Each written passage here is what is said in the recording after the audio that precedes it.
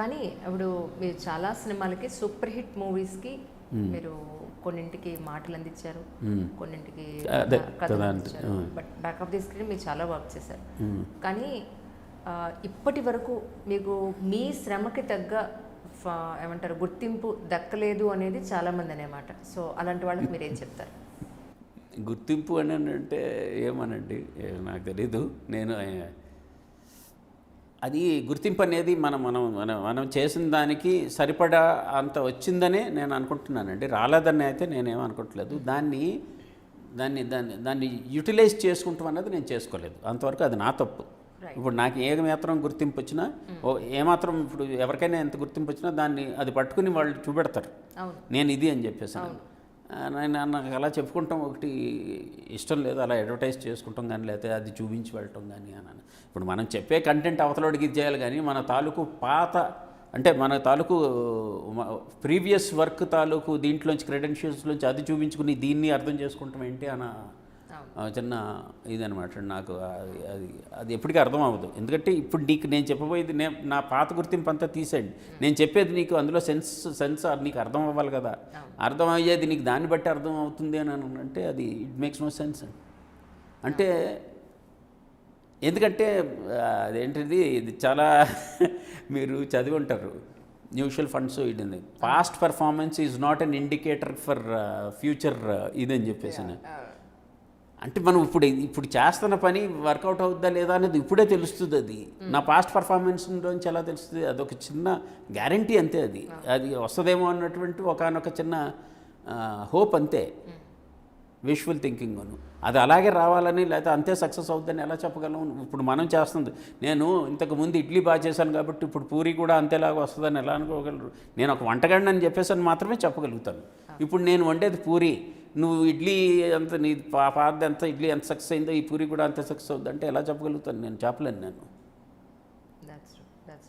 కానీ బయట జనాలు అనుకునేది ఏంటంటే కాంచీ గారిని ఒక కాంచీ గారిగా గుర్తించడం అనేది ఇప్పుడు ఈరోజు కూడా మన కీరవాణి గారి బ్రదర్ అనేది వచ్చేస్తుంది. ఈ విషయంలో ఆయన ఎప్పుడన్నా బాధపడ్డ సందర్భం ఉందా? ఏమండి, కీరవాణి గారి బ్రదర్ అని అంటే నాకేమి బాధ ఏం కాదు కదా. బట్ అదే నా ట్యాగ్ అని చెప్పేసి నన్ను అనుకుంటే అది కొంచెం అదేలేండి, ఎవరికాళ్ళు ప్రూవ్ చేసుకోవాలి కదా. ప్రూవ్ చేసుకున్న తర్వాత ప్రూవ్ అంటే అదే కన్సిబుల్ సక్సెస్ వచ్చింది అనుకోండి. మీరు ఆల్రెడీ రైటర్గా, మీకు మంచి డైరెక్టర్గా అమృతం దగ్గర నుంచి యాజ్ ఆన్ టుడే వరకు మీరు సూపర్ హిట్ ప్రాజెక్ట్స్లో మీరు వర్క్ చేశారు. కానీ నేను అనేది ఏంటంటే మీరు ఎందుకని అసలు నేను ఇది అని మీరు ఇంతవరకు ఎందుకు చూపించుకోలేదు? కారణం ఏమిటి? ఇప్పుడు కూడా నేను ట్రిపుల్ మీరు చేశారు కదండి, మీరు ఇవ్వండి ఇంటర్వ్యూ అంటే తప్ప మీరు ఇవ్వలేదు నాకు. అది చెప్పొచ్చేది. మీరు ఏంటంటే రారేంటండి బయటికి, మీరు రండి అసలు మీ ఇద్దండి నా సత్తాని మీరు చూపించుకోవాలి అని అంటే మీరు 10 మందిలోకి రావాలి కదా అని నేను అడిగితే తప్ప మీరు రావట్లేదు. సో అదేనండి, నేను అది కొంచెం ఒక రకంగా చూస్తే ప్రజెంట్ డే వరల్డ్లో మనల్ని మనం ప్రమోట్ చేసుకుంటంలో నేను కొంచెం వీక్ అండి. అది నాకు పర్సనల్గా ఇష్టం ఉండదు. రెండోది ఏంటంటే అది చేత కాదు, కరెక్ట్గా చెప్పాలి అంటే. సో అంతే. కానీ అంటే ఇప్పుడు కీరవాణి గారనండి, రాజమౌళి గారనండి, విజేంద్ర ప్రసాద్ గారనండి, మీరంతా ఒక పెద్ద కాంపౌండ్. మీ కాంపౌండ్లో మీరంతా తలో ఒక పిల్లరు అని అనుకుంటే ఆ కాంపౌండ్ దాటి బయటకు వచ్చి మీరు వర్క్ చేసే అవకాశం ఉంటుందా? అది చేయవలసిందండి. అన్ఫార్చునేట్లీ నేను చేయలేదు. నా కంఫర్ట్ జోన్లో దాటి బయటకు వచ్చి చేయాలి. I did that mistake of not venturing out to other production houses అండి. చేసి ఉండాల్సిందని అప్పుడప్పుడు అనుకుంటూ ఉంటాను. ఎందుకంటే మన పెరట్లో ఉన్న మొక్క మన ఇంటికి వైద్యానికి పనికిరానట్టుగా. సో దాని విలువ బయట కొంతవరకు నిజమండి, కొంతవరకు అది అదేలేండి.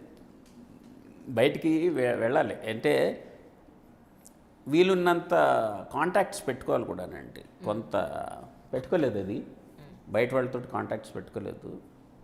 అది పెట్టుకుని ఉంటే బాగుండేదని చెప్పేసి అప్పుడప్పుడు అనుకుంటూ ఉంటా.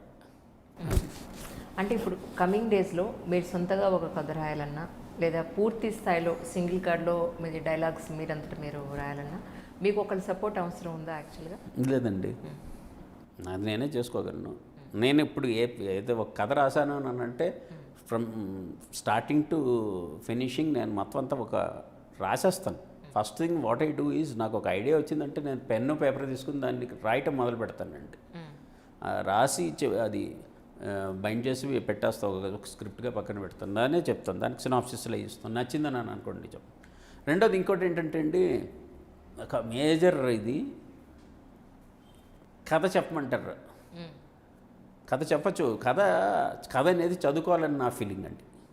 ఒక స్క్రిప్ట్ ఇచ్చేస్తే చదువుకోవాలి. అది చదువుకున్న తర్వాత డిస్కషన్ ఎంతైనా సరే చేయొచ్చు దాని మీద, మనకి ఎంత అర్థమైంది. అలా కాకుండా కథ చెప్పమంటారు. కథ చెప్పటం అని అంటే చాలామంది తాలూకు అసిస్టెంట్ డైరెక్టర్స్ కానీ కొత్తగా వస్తున్న రైటర్స్ తాలూకు భావన ఎలా ఉంటుందంటే అండి, అలా అలవాటైంది కూడానండి. They narrative the short division అండి. ఆవిడ ఆ కారు ఇలా వస్తుందండి, లేకపోతే ఒక ఇలాగా ఒక ఇలా క్రెయిన్ ఇలా దిగుతుందండి, ఇలాంటివన్నీ చెప్తారండి. ఐ జనరల్లీ డిస్లైక్ దాట్ అండి. ఆ రకమైనటువంటి ఇది కాదు. కథ ఎంతసేపు చెప్తామండి. ఇప్పుడు మామూలుగా కథ చెప్పాలి అని అంటే 5 minutes చాలు, అంతే అంతే. అంతకు మించి ఇంకేముంటుందండి. మీరు ఇప్పుడు రామాయణాన్ని 3 ముక్కల్లో చెప్పమంటే కట్టె కొట్టే తెచ్చే అంటారు, ఉంది కదా. బ్రీఫ్గా చెప్పాలి. ఆ తర్వాత డీటెయిల్స్ అనేవి మనం చదువుకోవాలి. చదువుకున్నప్పుడు మనకు ఒక పర్స్పెక్టివ్ వస్తుంది. ఇప్పుడు మీరు రాశారు ఒక ఇది, మీరు చెప్పారనుకోండి, మీరు ఏం చెప్తున్నారో అదే నాకు కనపడుతుంది. నేను చదువుకున్నాను అనుకోండి, నా విజన్ నాకు ఉంటుంది. మీరు రాసిన వాడి విజను చదివిన వాడి విజను ఒకటేగా కన్కర్ అయింది అనుకోండి, అప్పుడు అది పర్ఫెక్ట్. ఇది సింక్లో ఉన్నప్పుడు కథ చెప్పడం అనేది అంటే డీటెయిల్డ్ డిస్క్రిప్షన్ నా దృష్టిలో ఏంటంటే స్పూన్ ఫీడింగ్ లాంటిది. అది ఎవరికి చెప్తాం? టాడ్లర్స్కి, చిన్నపిల్లలకి. అదిగోనమ్మ చందమామ, అదిగో ఎవడో బూచోడు వస్తున్నాడు, ఇవన్నీ చెప్తా స్పూన్ ఫీడింగ్ చేస్తాం. అది ఎందుకు? వాళ్ళ కాంప్రిహెన్షన్ లెవెల్ తక్కువ ఉంటుంది కాబట్టి చెప్తాం. కాంప్రిహెన్షన్ లెవెల్ ఎక్కువ ఉన్నవాడు పుస్తకం చదువుకుంటాడండి, వినటం ఏంటండి. కానీ ఇప్పుడు ఈ రోజుల్లో మీరు ఒక స్టోరీ రాస్తే ఖచ్చితంగా అందరికీ నెరేట్ చేయమని అడుగుతారు. అయితే కొంతమంది ఎందుకు అడుగుతారంటే, ఈ దర్శకుడు అంటే ఇతను డైరెక్ట్ చేయబోతున్నాడు కాబట్టి, కథ చెప్పే వ్యక్తి డైరెక్ట్ చేయబోతుంటే అతని తాలూకు ఇంటరాక్షన్ ఎలా ఉంది, అతని తాలూకు విజన్ తను చేసుకున్న దాని మీద ఎలా ఉంది, ఎంత కాన్ఫిడెంట్గా ఉన్నాడు అన్నది చూడటం కోసం కూడా కొంతమంది అడగచ్చు, తప్పులేదండి. బట్ అది ఎప్పుడు అడగాలి?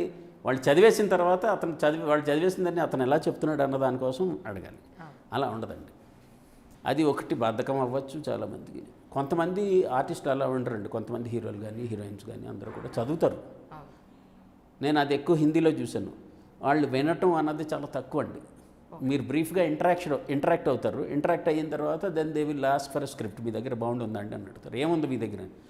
సినాప్సిస్ ఉందా, లేకపోతే ట్రీట్మెంట్ ఉందా, లేకపోతే ఫుల్ స్క్రిప్ట్ ఉందా అని అడిగితే ఏది ఉంటే అది పంపిస్తాం. పంపించిన తర్వాత చదివిన తర్వాత దెన్ లేటర్ వి డిస్కస్. ఎందుకంటే వాళ్ళకి ఒక కాంప్రహెన్షన్ ఉంటుంది. దాని మీద వాళ్ళకి ఏమైనా డౌట్లు ఉంటే, నాకు చదివిన దాన్ని బట్టి ఇలా అర్థమవుతుంది, మీరేమనుకుంటున్నారు, అసలు నాకు ఇక్కడ ఈ కన్ఫ్యూజన్ వచ్చిందనో, లేకపోతే ఇది చాలా బాగుందనో, ఇది బాగాలేదనో ఏదో ఒకటి చెప్తారు. Then we start discussing on it. That is more meaningful అండి.